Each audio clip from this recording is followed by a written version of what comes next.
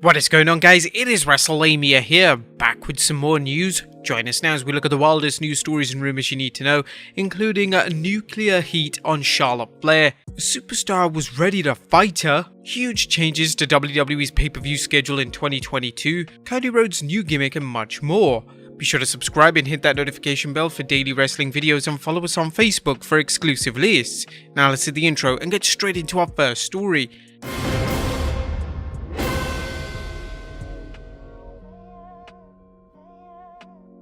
Our first story looks at nuclear heat on Charlotte Flair. Topping today's news are the service stories concerning Charlotte Flair and the tremendous amount of heat on her. It looks like there's growing evidence that the backstage heat on Charlotte Flair is anything but a work to build up her likely Interbrand match against Becky Lynch at Survivor Series. Now there's quite a lot to cover, so let's start off with a recent report from Pro Wrestling Torch's editor Wade Keller, who discussed Charlotte on a recent audio show. Wrestling News thankfully provided a transcript of Keller's comments, which include the following remarks.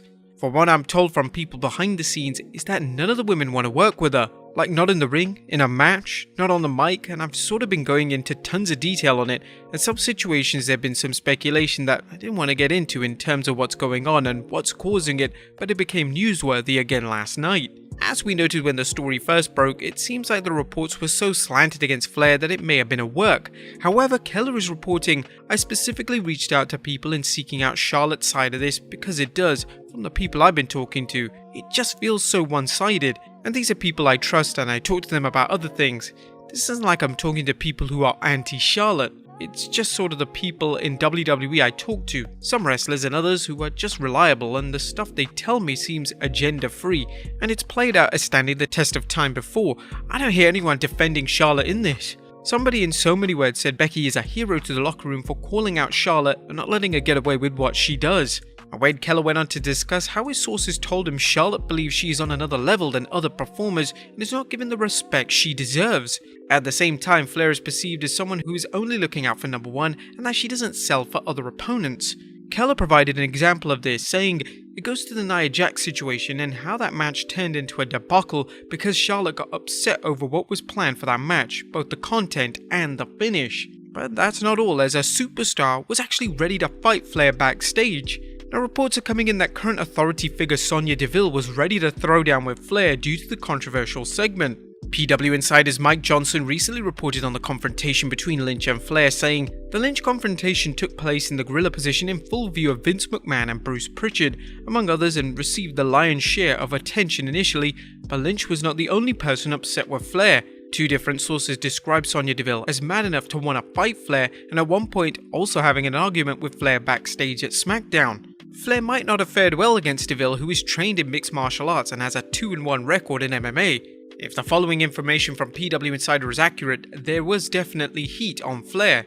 Flair was escorted out of the building by WWE officials, which some close to her pointed to as a sign of disrespect in itself, given her family's history with the company and her importance to the SmackDown brand going forward. One talent who was in the building but did not see the argument felt the company did the right thing, as it was just the WWE's way to defusing the situation in the moment. Granted, the WWE could be going with an elaborate scheme to get heat on Flair, but if so, why? According to some reports, this may be an effort by Flair to get out of her WWE contract. As we reported on Saturday, Flair's fiancé, current AEW star Andrade, would like to see Flair join her in AEW, but as we're about to see, that may not be possible. As when does Flair's WWE contract actually end? And while the WWE could release Flair if it feels that she's not worthy of the salary or the alleged friction with other wrestlers, it may decide to keep her in the company simply to prevent her from working with the competition. According to PW Insider though, the Queen has years left on her contract, which means she's only leaving the WWE if she retires or the company tires of her alleged backstage politics. Next up, WWE makes major changes to the 2022 pay-per-views. Now another big story is the WWE's announcement of what fans can expect for next year's pay-per-views. They recently revealed its schedule for shows in 2022, and while the company has only listed 8 events so far, there are some big takeaways. Number 1, Saturday shows. The first is that the majority of shows will take place on Saturday rather than Sunday. While the WWE ran more than one show on a Saturday this year, this is a major departure. Why the WWE is doing this remains to be seen, but there are 3 possibilities to speculate on right now. The first is that the WWE may have seen the success of AEW pay-per-views being held on Saturday nights. but we do sometimes argue that AEW's success on Saturdays has probably less to do with the night than the quality of its shows, but they've decided to try Saturdays out. The second is that Saturday nights may be easier to schedule in arenas or seen by arenas as more lucrative nights. The third is that they may feel that Saturday nights are more prestigious as MMA pay-per-views, particularly UFC, often air on Saturdays. Number 2, another 2-night WrestleMania. The WWE has confirmed that WrestleMania 38 will be another 2-night event. This is the third year in a row that the Showcase of the Immortals has been broken down into 2 nights, a move which many fans have applauded as it spares them time of the marathon length of past year's Manias. Now, this must seem like a win-win situation for the WWE and Dallas, Texas's AT&T Stadium, which will sell tickets for 2 nights instead of 1. Add in the added merchandise and concession sales and the 2-night event seems like a no-brainer. Now, WrestleMania has become such a destination event, not for only wrestling fans, but the general public, as it's close to guaranteed that the event will sell out. Number 3, SummerSlam moving to July. Another major move concerns SummerSlam, which traditionally has been held in August. This year's biggest party of the summer will take place on Saturday 30th July and sadly will not take place in the UK but instead Nashville, Tennessee's Nissan Stadium, or as you Americans like to pronounce it, Nissan. Number 4, missing in action. There are currently 2 pay-per-views listed as to be announced, and as we mentioned earlier, only 8 events for the year as opposed to the traditional 12. The 2 shows that are conspicuous by their absence are Extreme Rules and Hell in a Cell.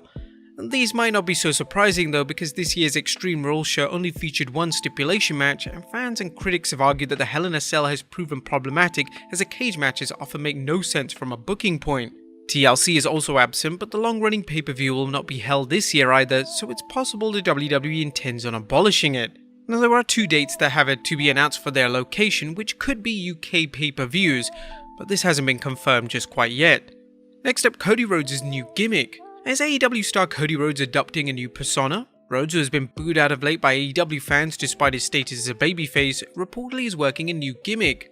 Wrestling Inc. reported Cody Rhodes debuted his new mask character during Sunday's AEW tapings from Universal Studios Soundstage 19 in Orlando, Florida. Rhodes and Fuego del Sol, known collectively as Fast 2 Fuego, defeated Kid Bandit and Dean Alexander in their first match as a tag team. Now, Cody's babyface act seems to have gone stale, so perhaps this might be a way for fans to get behind him again.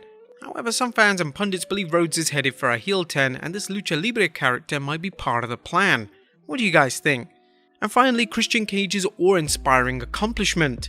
Now, last but not least, congratulations to Christian Cage on achieving an amazing accomplishment this year, as Cage has main evented 3 pay-per-views for 3 different promotions in just 1 year.